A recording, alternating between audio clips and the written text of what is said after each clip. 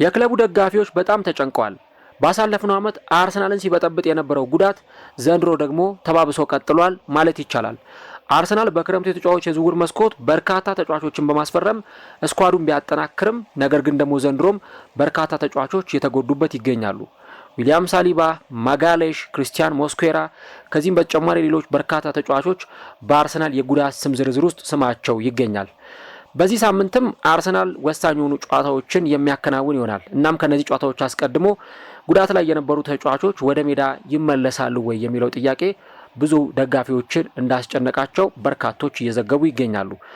ባሳለፍነው ሳምንት እንግዲህ አርሰናል በአስተን ቪላ በተሸነፈበት ጊዜ በተለይም ደግሞ የሳሊባና የማጋሌሽ አለመኖር በአርሰናል ደጋፊዎች በኩል እንደ እግር እሳት ሲያንገበግባቸው ነበር የቆየው። ጉዳትና አርሰናል ዘንድሮም አብረው ቀጥለዋል ማለት ይቻላል። አርሰናል ይህንን ጉዳይ እንዴት ማኔጅ እያደረገው ነው? አሰልጣኝ ሚኬል አርቴታ ይህንን ጉዳት ማኔጅ ለማድረግና ተጫዋቾችን እያፈራረቀ ለማጫወት ከዚህ በኋላ ምን አይነት ጉዳዮችን ሊጠቀም ይችላል? ከዚህም በተጨማሪ በአርሰናል የዋንጫ ፉክክር ላይ እነዚህ ጉዳቶች ተጽዕኗቸው ምን ያክል ነው የሚሉትን ጉዳዮች እስከ ቪዲዮ መጨረሻ ድረስ ከኛ ጋር አብራችሁ ከቆያችሁ የምንነግራችሁ ይሆናል። ሰላም ጤና ይስጥልን። የተወደዳችሁና የተከበራችሁ ውድ ቻናላችን ተከታታዮች እንዴት ናችሁልን? እግዚአብሔር ይመስገን እኔ በጣም ደህና ነኝ። የምትገኙት አራዳ ሜዳ ኦፊሻል የዩቲዩብ ገጻችን ላይ ነው። ለቻናሉ አዲስ ከሆናችሁ የዩቲዩብ ገጹን ሰብስክራይብ በማድረግና የሮል ምልክቷን በመጫን የቻናላችን ቤተሰቦች እንድትሆኑ የአክብሮት ግብዣችን ነው። ፈጣሪ ፈቅዶ ወደ 30,000 የዩቲዩብ ቤተሰቦች ወደ 50,000 የዩቲዩብ ገጾች የምናደርገውን ጉዞ አጠናክረን ቀጥለናል።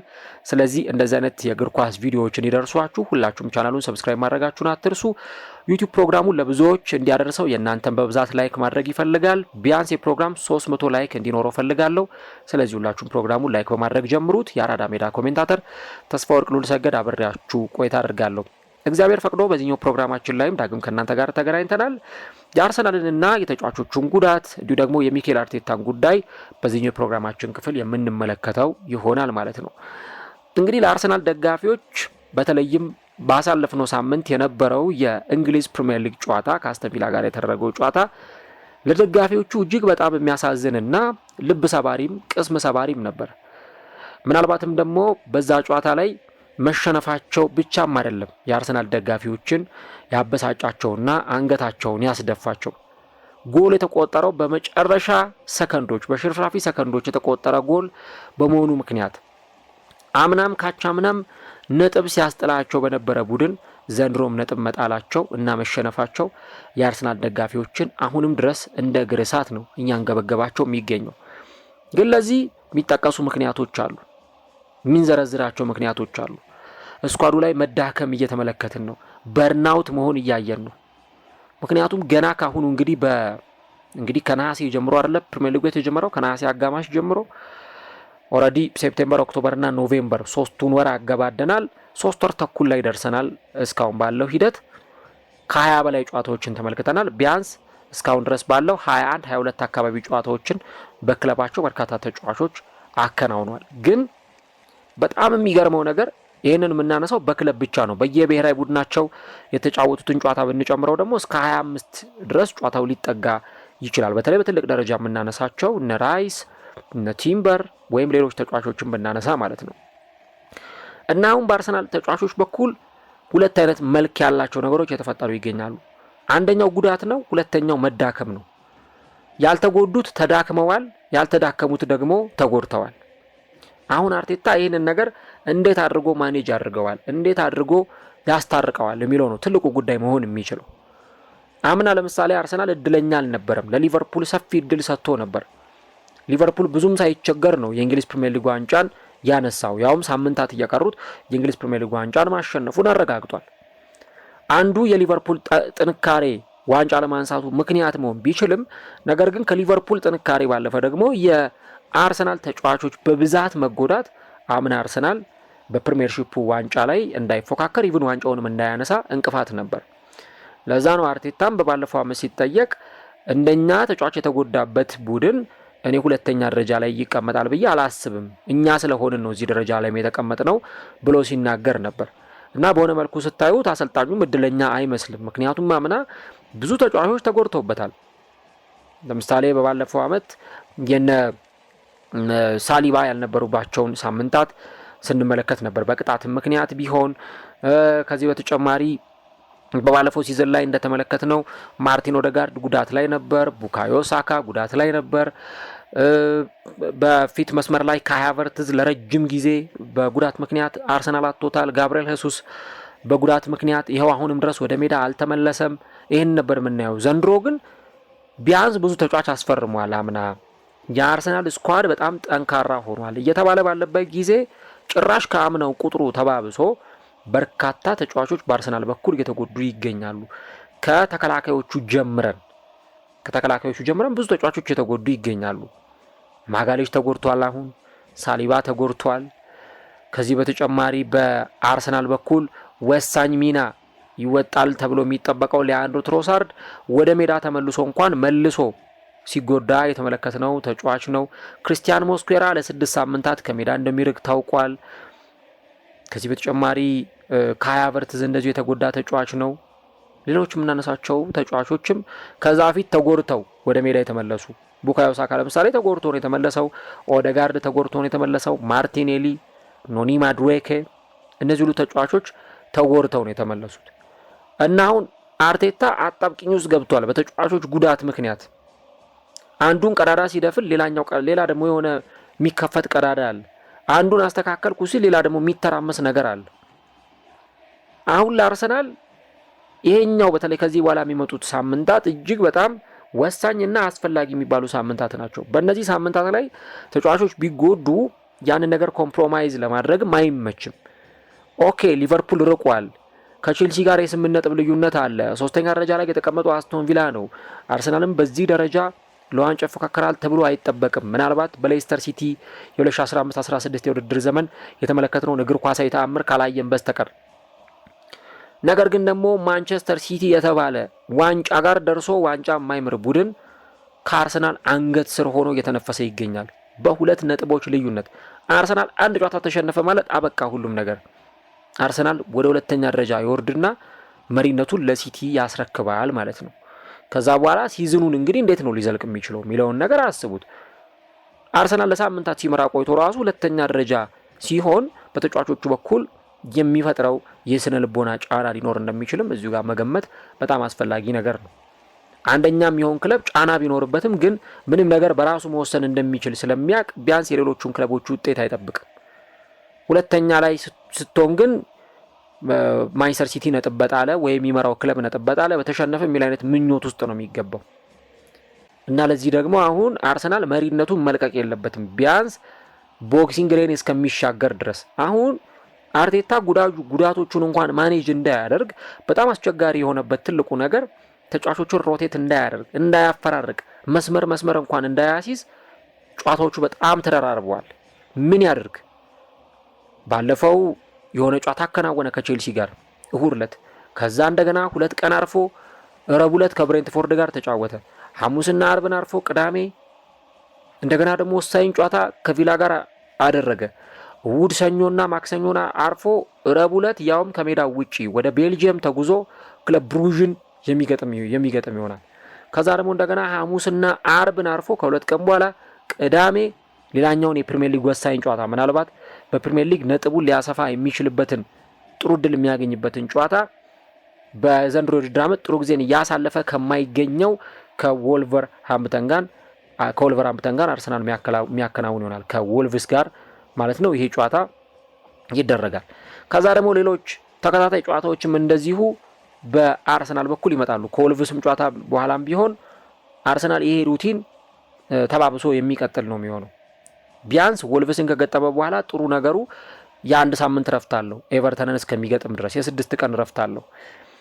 ነገር ግን ያም ቢሆን ከዛ በኋላ ደግሞ እንደገና ከ3 ቀን በኋላ በካራቦ ካፕ ግማሽ ፍጻሜ ኤምሬትስ ላይ ወሳኝ ጨዋታ ከክሪስታል ፓላስ ጋር ያደርጋል። ከዛ 2 ቀን ብቻ አርፎ 3 ቀን ብቻ አርፎ ከብራይተን ጋር ይጫወታል። ከእንደገና 2 ቀን አርፎ ልብ በሉ 2 ቀን ብቻ አርፎ እሁድ ዕለት ቅዳሜ ዕለት መጥቶ 3 ነጥብ ከወሰደበት 3 ነጥብ ከቀማው በሜዳው ቪላ ፓርክ 3 ነጥብ ከወሰደበት አስቶን ቪላ ጋር አርሰናል ይጫወታል። ከዛ እንደገና 2 ቀን ያርፍና ቦርንመዝን ይገጥማል። ከዛስ 3 ቀን ደግሞ ያርፍና ሊቨርፑልን ይገጥማል። አሁን እንግዲህ ይሄ የነገርኳችሁ ፊክስቸር በፈረንጆቹ አቆጣጠር እስከ ጃንዋሪ 8 ድረስ ነው አርሰናል እነዚህን ተከታታይ ጨዋታዎች የሚያከናውኑት። ወደ 8 አካባቢ ጨዋታዎችን አርሰናል በ20 ምናምን ቀን ውስጥ የማድረግ ግዴታ አለበት። አሁን ለተጫዋቾቹ የመተንፈሻ ፋታ እንኳን የለም። ፋታ እንኳን የሚሰጣቸው ነገር ማግኘት አልተቻለም እና ይህንን ነገር አርቴታ አንዱ ጋር የሆነ ተጫዋች እየተጎዳ የሆነ ተጫዋች ተመለሰልኝ ሲል የሆነ ተጫዋች ደግሞ መልሶ እየተጎዳበት ሁኔታው በጣም በጣም አስቸጋሪ ነው እውነት ለመናገር እና አርቴታ ዘንድሮ በጣም የተዋጣለት ጥሩ ሲዝን እያሳለፈ ምናልባትም ከሌሎቹ ክለቦች በተሻለ ከአርሰናል ጋር ለዋንጫ ይፎካከራሉ ብለን ከምናስባቸው ቡድኖችን በላቀ ሁኔታ ጥሩ ሲዝንን እያሳለፈ እያለ ጉዳት ግን የአርሰናልን ሲዝን እንዳይበጠብጠው በጣም እየተፈራ ነው የሚገኘው። አሁን ደጋፊዎቹ ጋርም ይሄ ጭንቀት አለ። በፊት የአርሰናል የተከላካይ መስመር ጥንካሬ አጥቂውንም እያገዘ አርሰናልን በተከታታይ ሳምንታት ላይ ውጤቱን ይዞ እንዲወጣ ሲያደርገው ነበር የነ ሳሊባ ማጋሊሽ። አሁን ግን አርሰናል ጎሎች የተቆጠሩበት ነው እና ሂንካፔና ሞስኬራም ወይ ደግሞ እንደ ሂንካፔ አይነቶቹ ተጫዋቾች አሁን የሚንቀለቀል ሰዓት ላይ ነው የተጣሉት። በየ3 ቀኑ እንዲጫወቱ ነው የተፈረደባቸው በሊጉ እና አሁን እነ ሂንካፔንም መውቀስ አይቻልም። ለምን እንደዚህ አይነት ጨዋታዎች ላይ እንደዚህ አይነት ፐርፎርማንስ አሳዩ ወይ እንደዚህ አይነት ፐርፎርማንስ ለምን አላሳዩም ብሎ እነዚህን ተጫዋቾች መውቀስ በጣም ከባድ ነው እና አርሰናል አንዳንድ ጨዋታ ባረገ ቁጥር አንዳንድ ተጫዋች የተጎዳበት ነው። አሁን ቢያንስ ኢኒች ማች ፐር ማች አንዳንድ ተጫዋች የተጎዳበት። አሁን ይህንን ነገር ለማስተካከል አርቴታ ምን አይነት መፍትሄዎችን ይጠቀማል ነው ትልቁ ጥያቄ። እንግዲህ ቅድም እንደነገርኳችሁ አሁን በዚህ ሳምንት ከሚያደርገው ከአውሮፓ ቻምፒየንስ ሊግ ከክለብ ብሩዥ ጋር ከሚደረገው የአውሮፓ ቻምፒየንስ ሊግ ጨዋታ ጀምሮ ወልቭስን፣ ኤቨርተንን፣ ፓላስን፣ ብራይተን፣ ቪላን እና ቦርንመዝን፣ ሊቨርፑልን በሚገጥምባቸው ወደ 8 የሚጠጉ ጨዋታዎች አርሰናል ብዙ ጉልበት የሚያባክኑ ተጫዋቾች ይኖራሉና ያንን እንዴት አድርጎ ማኔጅ አድርገዋል አርቴታ? ለአርቴታ ነው አሁን ትልቁ የቤት ስራና ኃላፊነት የሚሰጠው። ከዛ ደግሞ ሌሎቹም ክለቦች እንዴት ነው ይሄንን ትኩሳት ማኔጅ እያደረጉ የሚገኙት? ለምሳሌ ሊቨርፑልም በየ3 ቀኑ ይጫወታል፣ ሲቲም በየ3 ቀኑ ይጫወታል፣ ቶተናምም በየ3 ቀኑ ይጫወታል፣ ቼልሲም በየ3 ቀኑ ይጫወታል። ግን አርቴታ አሁን ያው እንደው ለኮምፕሌን ባይመችም ይሄ ቅሬታ ለማቅረብ ባይመችም ግን አርቴታ ተናግሯል። በቃ እንዴ በጨዋታ መደራረብ ተጫዋቾቼ ሊሞቱ ነው፣ እንደው ትንሽ እንኳን ስፔስ ቢኖረን በጣም ጥሩ ነበር ብሎ ሲናገር ነበር። ይሄ በነገራችሁ ላይ ከዚህ በፊትም የነበረ የአርሰናል ችግር ነው። አርሰን ቬንገርን በሚያሰለጥኑበት ጊዜ በተለይ የዲሴምበር ወር ላይ አርሰን ቬንገር ጥያቄ ያቀርቡ ነበረ። በቃ በጣም ጨዋታዎች የተደራረቡብን ነው እና አሁን ደግሞ ይሄ ነገር ከተጫዋቾች ጉዳት ጋር ሲሆን አሁን እኮ በአርሰናል ስኳድ የጨዋታ መደራረብ ምንም ማለት ላይሆን ይችላል በየ3 ቀኑ መጫወት፣ ምክንያቱም ሌሎቹ ክለቦችም ስለሚያደርጉት። ግን በጨዋታ መደራረብ ላይ የተጫዋቾች ጉዳት ደግሞ ሲመጣ እጅግ በጣም ከባድ ነው። ሶ አርቴታ አሁን ይህን ነገር እንዴት ማኔጅ ማድረግ ይችላል? ከዚህ በኋላ በደንብ መጠየቅ የሚገባው ጉዳይ ይሆናል እና ለእኔ በጣም አሁን ወሳኝ የሆነውና አስፈላጊው ነገር ብዬ የማምነው በተለይ በዚህ በአርሰናል ስኳድ ውስጥ በጣም አርቴታ ሊያበጅ የሚችለው መፍትሄ ያው ችግር እንደ ችግርነቱ ሊወራ ይችላል፣ ችግርን እንደ ችግርነቱ አክሴፕት ሊደረግ ይችላል። ከዛ በኋላ ግን ችግሩን ለመፍታት ነው ብዙ ጥረት መደረግ ያለበት እና አርቴታ አሁን ይህን ችግር ለመፍታት 2 ወይም 3 መፍትሄዎች ይኖሩታል። አንደኛው መፍትሄ ብዬ የማስበው በተለይ ደግሞ በቃ ስኳዱን በደንብ ሮቴት ማድረግ፣ በቃ እስከ ጥግ ድረስ ሮቴት ማድረግ ካለበት እስከ ጥግ ድረስ ሮቴት ማድረግ። ለምሳሌ አንድ ተጫዋችን ልንገራችሁ። እንደውም አንድ የአርሰናል ደጋፊ እዚህ ሀገር ውስጥ ያለ የአርሰናል ደጋፊ ፌስቡክ ላይ የዚህን ተጫዋች ስም አንስቶ ያጋራው ጽሁፍ ነበር እና ለምሳሌ ክርስቲያን ኖርጋርድ እኮ በጣም ምርጥ ተጫዋች ነው አይደለ? የሆኑ ጨዋታዎች ላይ ለምን ራይስን ተክቶ ወደ ሜዳ አይገባም? ወይ ዙቢሜንዲን ተክቶ ለምን ወደ ሜዳ አይገባም? ብሬንትፎርድ እያለ እኮ የክለቡ ካፕቴን ነበር፣ የክለቡ አምበል ነበር። በዛ ላይ 31 ዓመቱ ነው። በጣም ልምድ ያለው ተጫዋች ነው እና ራይስ አሁን በዚህ ጨዋታ ላይ ካልተተካ፣ በብሬንትፎርድ ላይ ካልተተካ፣ በወልቭስ ላይ ካልተተካ መቼ ሊተካ ነው? ሰሌክት ማድረግ ነው የሆኑ ጨዋታዎችን። ለምሳሌ አሁን አርሰናል በወልቭስ እኔ ይፈተናል የሚል እምነትም የለኝም። አይታወቅም እንግዲህ ምናልባት እግር ኳስ ነው፣ ወልቭስ ተቀይሮ ሊመጣ ይችላል ምናምን። ዛሬ ወልቭስ ከዩናይትድ ይጫወታል። ኢቭን ምን እንደሚፈጠርም አናውቅም። ግን አርሰናል ከወልቭስ 3 ነጥብ ይዞ ሊወጣ እንደሚችል ወረቀት ላይ ስታዩት የምትገምቱት ጨዋታ ነው። እናም በዚህ ጨዋታ ላይ ራይስን አስገብታችሁ ለምንድን ነው የምታደክሙት? ልጁ ለምን አርቴታ ያደክመዋል? ወይ ዙቢሜንዲን አስገብቶ ለምን ተጫዋቹን ያደክመዋል? ለምን እዛ ቦታ ላይ እንዳልኩት ክርስቲያን ኖርጋርድን ወደ ሜዳ አያስገባውም? ከሁለት አንዳቸውን እኮ ማሳረፍ ይችላል። አጋችሁ አንድ ቢያንስ የሆነን ተጫዋቹ ጉልበት ቆጠባችሁ ማለት ነው። ክርስቲያን ኖርጋርድን ወይ ሰንበዲን ወደ ሜዳ ማስገባት የሚቻል ከሆነ አንዱ አማራጭ ይሄ ነው። ኤታን ንዋኔሪ ለምን አይጠቀምበትም አርቴታ እንዴ? አምና እኮ የችግር ጊዜ መወጫው ኤታን ንዋኔሪ ነበር አይደለ? ኦዴጋርድ ሲጎዳ በኦዴጋርድ ቦታ፣ ሳካ ሲጎዳ በሳካ ቦታ ሲጫወት ነበር እኮ። ለምን ዝም ብሎ ስኳድ ውስጥ ብቻ ይዞት መጓዝ እኮ ጥቅም የለውም። በቃ የሚችል ልጅ ነው፣ ጎበዝ ልጅ ነው። አርቴታ እድል ቢሰጠው በደንብ ይጠቀምበታል። ያ ማለት ኦዴጋርድንም ኤዜንም ያሳርፍለታል ማለት ነው። ይሄን አንዱን አማራጭ መጠቀም ይችላል። ኤታን ንዋኔሪን ከቤንች አስነስቶ በማስገባት በዚህ ተጫዋችም በደንብ ሮቴት እያደረገ እንደ አስፈላጊነቱ ሊጠቀም የሚችል አሰልጣኝ ነው። ሌሎች ተጫዋቾችንም ደግሞ ማንሳት ያስፈልጋል። እዚሁ ጋር ሉዊስ ስኬሊንም መጠቀም ይችላል። በካላፊዮሪ ቦታ ሉዊስ ስኬሊንም መጠቀም ይችላል። ኢቭን ዳቪድ ራያ እንኳን የተዳከመ ከመሰለው በጣም በርናውት ያደረገ በቃ ይሄ ድካም የጎበኘው ተጫዋች ከመሰለው ኬፓን ወደ ሜዳ አስገብቶ ዳቪድ ራያ ለሆኑ ጨዋታዎች ማስቀመጥ ይችላል። ምክንያቱም ኬፓ በጣም ምርጥ በረኛ ነው ወይም ምርጥ ግብ ጠባቂ ነው። በዳቪድ ራያ ኳሊቲ ነው ወይ ራሱን የቻለ ጥያቄ ነው። ደግሞም ዳቪድ ራያ በጣም ከኬፓ የተሻለ ግብ ጠባቂ ነው። ግን አርሰናል ለምሳሌ እንደነ ወልቭስ አይነት ተጋጣሚዎችን በሚገጥምበት ሰዓት ምንም ችግር የለውም ይህንን ተጫዋች ወደ ሜዳ ቢያስገባው። አንዳንድ ጨዋታዎች አይደገሙም። አሁን ለምሳሌ አርሰናል ወልቭስን ከገጠመ በኋላ ሌሎች ተጫዋቾችን ነው የሚያገኘው። ኢቭን አርሰናል በካራቦ ካፕ ክሪስታል ፓላስን ሲገጥም ምንም እንኳን ጨዋታው ወሳኝ ቢሆንም ግን ደግሞ ተጠባባቂ ወንበር ላይ ላሉ ተጫዋቾች በደንብ እድል መስጠት ያስፈልጋል። ቪክተር ዮኬሬስ እና ሜሪኖን አሁን ለምሳሌ ቪክተር ዮኬሬስ ቋሚ መሆን ካለበት ቪክተር ዮኬሬስን ቋሚ አድርጎ ጨዋታዎች ላይ መጠቀም ይኖርበታል። ሜሪኖን ብቻ እዛ ቦታ ላይ መጠቀም አይደለም እኮ አንዳንዴ ሜሪኖንም ወደ መሀል ሳብ አድርጎ አይኖ ሜሪኖ ሲገባ ጨዋታው ይዘገያል፣ ጨዋታው በጣም ዲሌይ ይኖረዋል ምናምን ላይፈጥን ይችላል። ግን ደግሞ እንደዛም ቢሆን እንደዚህ አይነት ለውጦች በሚያስፈልጉበት ሰዓት ላይ እነዚህን ተጫዋቾች መጠቀም እጅግ በጣም ወሳኝ ነገር ይሆናል። ሳካና ማዱዌኬን እያፈራረቁ ማጫወት፣ ማርቲኔሊና ኤዜን እያፈራረቁ ማጫወት፣ ኤዜና ኦዴጋርድን አርቴታ አሁንም እያደረገው ነው፣ ጥሩ ነው፣ እያፈራረቁ ማጫወት። ይህንን ነገር ነው በደንብ አርቴታ ሊተገብረው የሚገባው።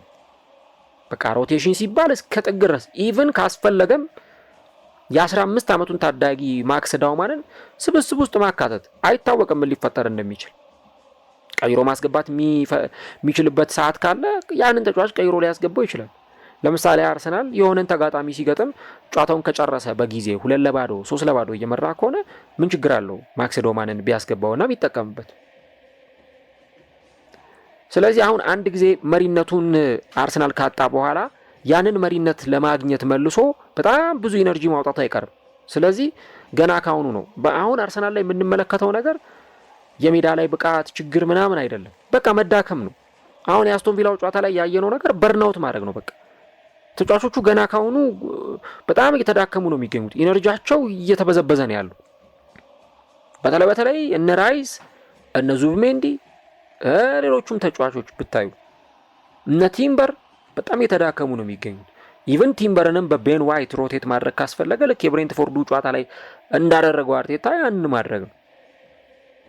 ከዛ ደግሞ ከጉዳት የሚመለሱለት ተጫዋቾች ይኖራሉ እነ ካይ ሃቨርትዝ፣ ከዛ ደግሞ ሌሎች ተጫዋቾች ሳሊባ እነ ማጋሊሽ ደግሞ ይመጣሉ። የዛኔ አርሰናል በደንብ ሮቴት እያደረገ ተጫዋቾችን ለመጠቀም እድል የሚሰጥ ይሆናል። ስለዚህ ያንን ነገር በደንብ እየደጋገመ ማድረግ አለበት፣ በተለይ ኢቺን ጊዜ እስከሚወጣ ድረስ። ከዛ በኋላ እንኳን ችግር አይኖረውም፣ ምክንያቱም የካራቦ ካፕ ውድድርም ይጠናቀቃል የካቲት ወር ላይ፣ ቢያንስ አንዱ ውድድር ይቀነሳል። ኤፍ ኤ ካፕም በሆነ ጊዜ አንዴ ነው የሚደረገው። ስለዚህ ቻምፒየንስ ሊግና ፕሪሚየር ሊግ ላይ ብቻ ነው ትኩረት የሚደረገው። በእርግጥ ጥር ወር ላይም እንደዚሁ በጣም አድካሚ ጨዋታዎች ይኖራሉ። ለምሳሌ አርሰናል ጃንዋሪ 17 በፈረንጆቹ ጥር 17 ኖቲንግሃም ፎረስትን ይገጥምና ጥር 20 ኢንተር ሚላንን ይገጥማል። ጥር 25 ከማንቸስተር ዩናይትድ ጋር፣ ጥር 28 ከካይራት አልማቲ ጋር፣ ጥር 31 ከሊድስ ዩናይትድ ጋር ይጫወታል። ጥርም ቢዚ የሚሆንባቸው አጋጣሚዎች ይኖራሉ። ግን ከየካቲት በኋላ ኖርማል ነው የሚሆነው። በቃ በሳምንት አንዴ ይጫወታል። ከዛ ቻምፒየንስ ሊግ በመሀል አርሰናል እስከቀጠለበት ጊዜ ድረስ የሚገፋ ነው የሚሆነው። ግን አሁን በሊጉ አንድ 30% ተመልክተናል። እስካሁን ድረስ ባሉ የአንድ 30 ሳምንት ጨዋታዎችን ተመልክተናል። እና ለአርቴታ ትልቁ መፍትሄ የሚሆነው ስኳዱን ማፈራረቅ፣ እነዚህ ነገሮች ማድረግ በጣም አስፈላጊ ጉዳይ ይመስለኛል። ያው የሳሊባና የማጋለሽ አሁንም በአርሰናል የሚናፈቁ ተጫዋቾች ናቸው።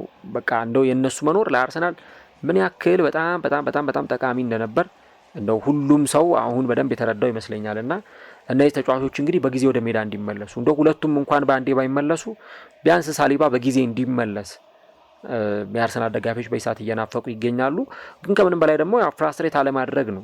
አሁን አርሰናል ብዙ ጊዜ የሚሸነፍ ቡድን አይደለም። አምናም እንደው በአጠቃላይ 4 ወይ 5 አካባቢ ጨዋታዎችን የተሸነፈውና አርሰናል አሁን 18 ጨዋታዎች ሙሉ በተከታታይ ሳይሸነፍ የቀጠለ ቡድን ስለነበረ እንደዚህ አይነት ሽንፈቶች ትንሽ ሊያስደነግጡም ይችላሉ።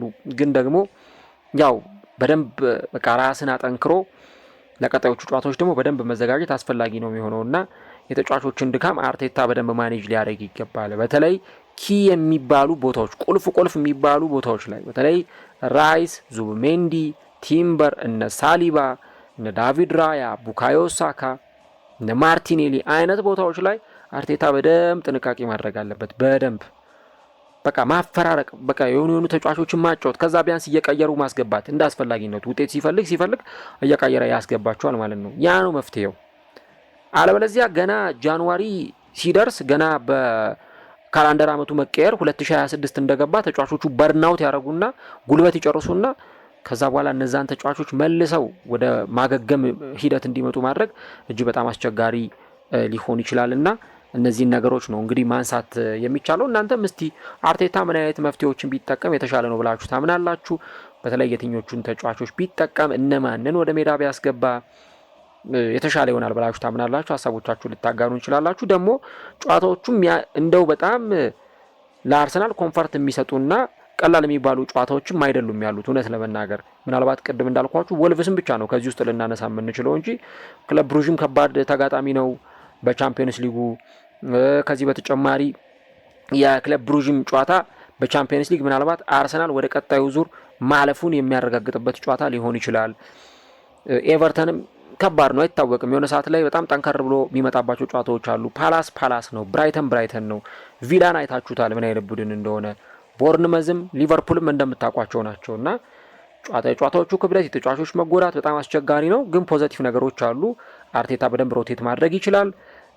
ከዛ በተጨማሪ ደግሞ በጣም አስፈላጊ ሆኖ ከተገኘ በውሰቱ ላይ የሰጣቸውን ተጫዋቾች መልሶ ማምጣት ይችላል። እሱም ራሱን የቻለ አንድ ጥሩ አማራጭ ነው። ሌላኛው ደግሞ በጉዳት ላይ ያሉ ተጫዋቾች በቅርቡ ይመለሳሉ። እነ ካይ ሃቨርትዝ፣ እነ ሳሊባ፣ ኢቨን የትሮሳርድም ያን ያህል አስጨናቂ ጉዳት ነው ብዬ አላምንም። በቃ መቀጠል ስላልቻለ ነው የቀየር ነው ብሏል አርቴታና እነዚህ ነገሮች ካደረገ ምናልባት በደንብ መሪነቱን ይዞ የሚቀጥልባቸው ሁኔታዎች ናቸው የሚኖሩት። ምናልባት እግዚአብሔር ቢፈቅድ ዛሬ ማታ አሊያም ደግሞ ነገ ሌላ ፕሮግራም ይዤላችሁ እመጣለሁ። የዋንጫ ፉክክሩ በአርሰናልና በሲቲ መካከል ይመስላል። ቀጣይ ጨዋታዎቻቸው ምን ይመስላሉ፣ ማን ጠንካራ ተጋጣሚ ያለው፣ ማንስ ቀለል ያለ ተጋጣሚ ያለው የሚሉትን የምንመለከት ይሆናል። አርሰናል ግን በጉዳት ዘንድሮም እየተሰቃየ ነው የሚገኘው። አርቴታና ልጆቹ ይህንን እንዴት ተቋቁመው ይህንን ፈተና፣ ይህንን ጉዳት፣ ይህንን መዳከም፣ ፍራጃይል ማድረግ፣ ፋቲግ እንዴት ተቋቁመው ሲዝኑ መጨረሻ ላይ የሚፈልጉትን ዋንጫ ያሳካሉ? እሱን እንግዲህ በቀጣዮቹ ጥቂት ሳምንታት ውስጥ አብረን የምንመለከተው ነው የሚሆነው። አርሰናል ግን በቻምፒየንስ ሊግ እና በእንግሊዝ ፕሪሚየር ሊግ ላይ ያለውን መሪነት ለማስከበርና ለማስቀጠል ፈታኝ የሆኑ ጨዋታዎችና ፈታኝ የሆኑ ሳምንታት ከፊቱ የሚጠብቁት ቡድን መሆኑን ያለ ጥርጥር መናገር ይቻላል። ቀጣዮቹ ሳምንታት አርቴታ መፍትሄ ሊያዘጋጅባቸው የሚገቡ ሳምንታት ይሆናሉ ማለት ነው።